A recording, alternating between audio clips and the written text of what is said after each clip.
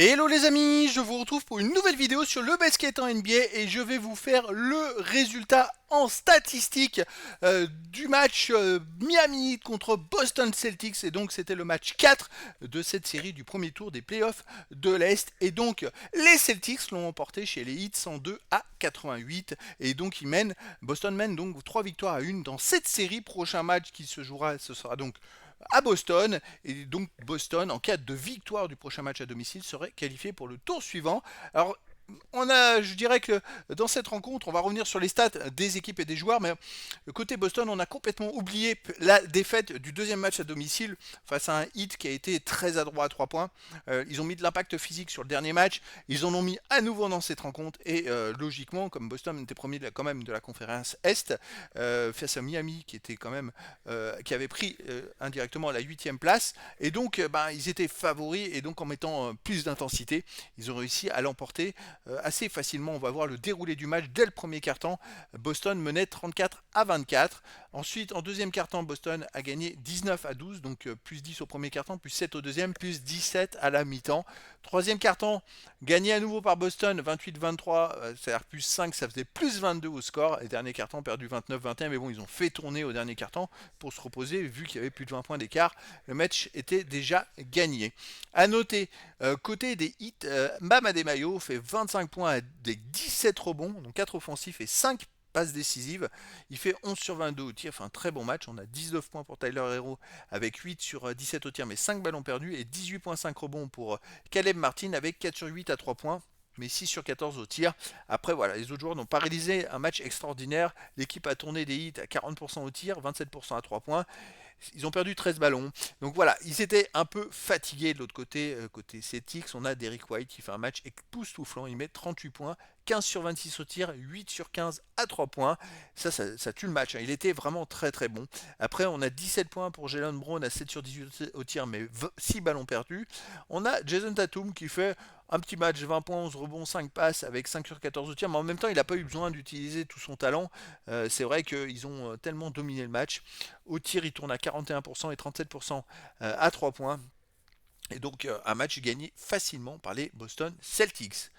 Alors au premier quart-temps, donc les Celtics menaient déjà de 10 points, 34 à 24.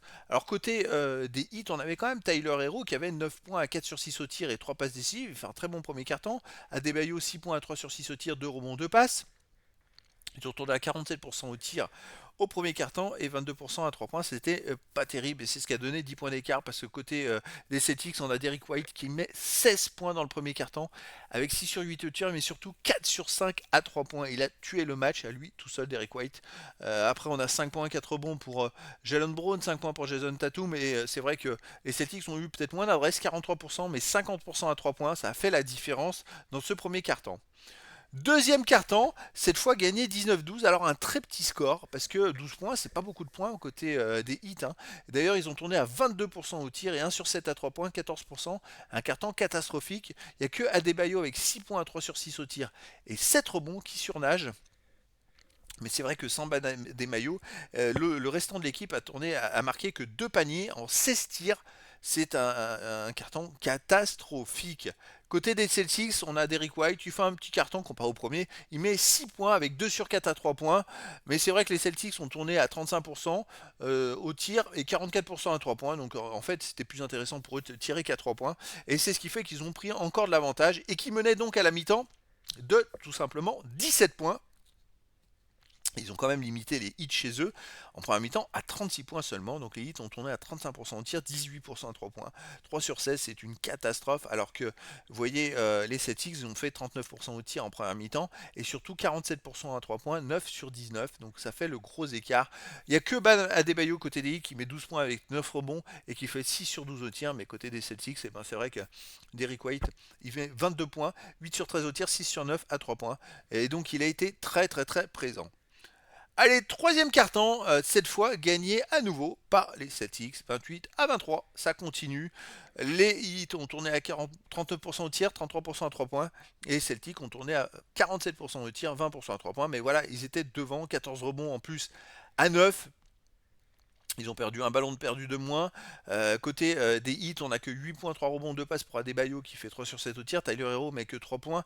Il n'a pas été présent, 5 points pour Jasquez à 2 sur 3 au tir. Il a été mieux dans d'autres matchs. Et puis en sortie de banc, Patty Mills fait 7 points à 3 sur 4 au tir, 1 sur 1 à 3 points. Il a quand même apporté quelque chose, Patty Mills. Alors que côté Celtics, on a 11 points pour Derrick White. Il continue sa moisson de 5 sur 8 au tir. Jalen Brown met 7 points, 3 sur 3 au tir, 1 sur 1 à 3 points. Et puis Jason Tatum, lui, il n'a pas été très adroit, 2 sur 8 au tir, 0 sur 4 à 3 points. Il met 8 points, 3 rebonds, 2 passes. Il fait 4 sur 4 au lancer franc, c'est-à-dire qu'il peut aussi provoquer beaucoup de fautes. Et c'est un gros avantage. Donc les Celtics, voilà, menaient à ce moment-là de 22 points. Et donc, dernier quart-temps, ils ont perdu de 8 points. Alors je dirais que ça n'a aucune importance. Pour gagner finalement j'ai 102 à 88, ce qui fait combien ça fait plus 14 au final. Mais voilà, le match était déjà gagné. Je pense que le dernier quart-temps, c'était bien aussi de laisser un peu tourner. Je vois que Porzingis n'a pas joué du tout. Côté des hits, ils ont fait tourner aussi, que 3 joueurs du 5 majeur qui ont joué. Donc on peut voir quand même en deuxième mi-temps, au quatrième quart-temps, pardon, 13 points pour Caleb Martin, qui tourne à 4 sur 6 au tir et 3 sur 4 à 3 points. Il fait un énorme carton. Parce que les hits tournent à 55% au tir et 37% à 3 points dans ce carton. Après 5.5 rebonds pour Bam Adebayo, 2 sur 3 au tir. Et Tyler Hero enfin fait 7 points avec 3 sur 4 au tir. Et malgré ça, il gagne le carton que de 8 points. Côté des Celtics, on a 5 points pour Derrick White, 5 points pour Al Horford en sortie de banc. C'est vrai qu'il y a aussi Al Horford qui fait 2 sur 3 au tir, 1 sur 2 à 3 points. Al Horford qui a été très utilisé dans ce carton. Il a joué les 12 minutes tout simplement. Alors en deuxième mi-temps, on a, c'est vrai que on a une petite victoire de Miami de 3 points, mais bon, le match était déjà joué, donc les Celtics ont un peu fait tourner. Et donc on a quand même côté des hits, Adebayo qui me fait en deuxième mi-temps 13 points, 8 rebonds. C'est quand même pas mal, 3 passes décisives. Il a quand même été très présent. On a 13 points pour Caleb Martin avec 4 sur 8 au tir, 3 sur 5 à 3 points. Bon, l'équipe a tourné à 46% au tir, 35% à 3 points, a été meilleure. Donc les Celtics ont tourné à 44% au tir et seulement 27% à 3 points. Les Celtics ont déroulé 16 points pour Derrick White à 7 sur 13 au tir, 11 points pour Jalen Brown, mais il a perdu 4 ballons à 5 sur 9 au tir, 12 points pour Jason Tatum avec un 6 sur 6 au lancer franc. Alors Ford fait quand même 5 points et 6 rebonds. Donc voilà, les Celtics, ils ont tourné d'ailleurs. Je vois que Porzingis n'a joué qu'en première mi-temps. Je ne sais absolument pas s'il est blessé ou s'il n'y a pas une nécessité qu'il joue en deuxième mi-temps. Parce que c'est vrai que il a joué tout simplement 7 minutes 2 au premier quart-temps, 6 minutes 29 au deuxième et 13 minutes 31 au total. Il a mis 7 points, mais il n'a pas joué du tout en deuxième mi-temps. Est-ce qu'ils ont fait tourner? Est-ce qu'ils l'ont fait reposer? Est-ce qu'il s'est blessé? Alors s'il s'est blessé, ça peut tout changer parce que c'est quand même un joueur majeur, mais peut-être pas dans cette série. Je parle peut-être plus pour la suite des playoffs ou alors ils l'ont préservé pour la suite.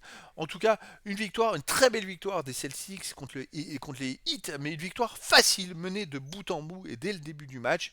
Et donc dans ce match-là, les Celtics l'ont remporté 102 à 88 chez les Heat. Et donc les Celtics mènent maintenant 3 victoires à 1 contre Miami dans cette série. Prochain match à Boston pour le Game 5. Et donc, si en cas de victoire, Boston sera qualifié. En cas de victoire de Miami, ça, il y aura encore un match à Miami. Mais bon, il y a quand même une énorme différence entre les deux équipes. Donc, je suppose que va se terminer à la prochaine rencontre.